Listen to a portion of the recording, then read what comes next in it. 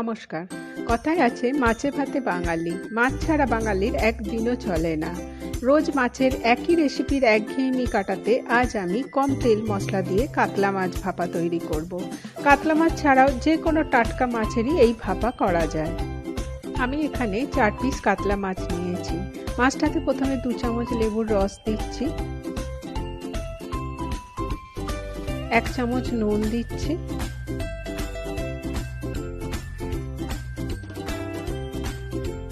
আর 1 চামচ হলুদ গুঁড়ো দিচ্ছি। সব উপকরণগুলো মাছের সাথে ভালো করে মিশিয়ে নিয়ে 15 মিনিটের জন্য রেখে দেব। এখন কড়াতে 1 চামচ তেল দিয়ে তেলটা গরম করে নিয়েছি, আর এতে একটা মাঝারি সাইজের পেঁয়াজকে গ্রেট করে দিয়ে দিচ্ছি। পেঁয়াজটা অল্প একটু ভেজে নেব। পেঁয়াজটা অল্প একটু ভাজা হলে এতে 1 চামচ আদা, রসুন ও কাঁচা লঙ্কার পেস্ট দেব। মশলার কাঁচা গন্ধটা চলে না যাওয়া পর্যন্ত মশলাটা একটু ভেজে নিচ্ছি। এরপর যে টিফিন বক্সে ভাপা করব সেই টিফিন বক্সে পেঁয়াজের পেস্টটা তুলে রেখেছি।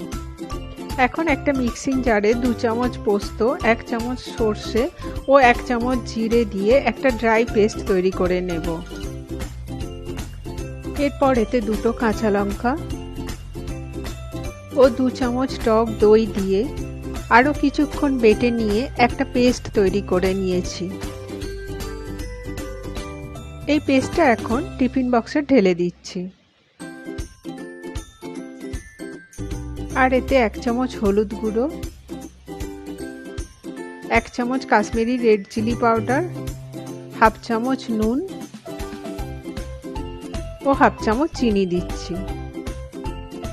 সব উপকরণগুলো একসাথে ভালো করে মিশিয়ে নিচ্ছি।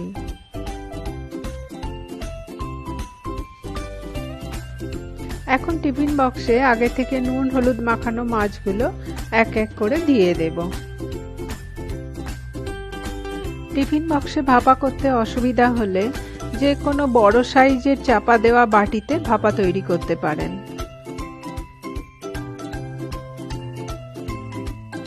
টিফিন বক্সে মাছগুলো সাজানো হয়ে গেলে এবার এর ওপর 2 চামচ কাঁচা সর্ষের তেল দিয়ে দেব।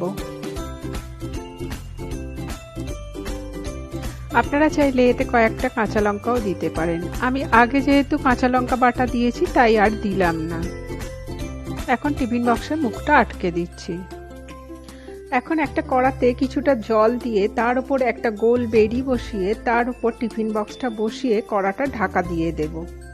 জলটা ফুটে গেলে ওভেনের ফ্লেমটা লো করে দিয়ে 25 থেকে 30 মিনিট মাছটা রেখে দেব।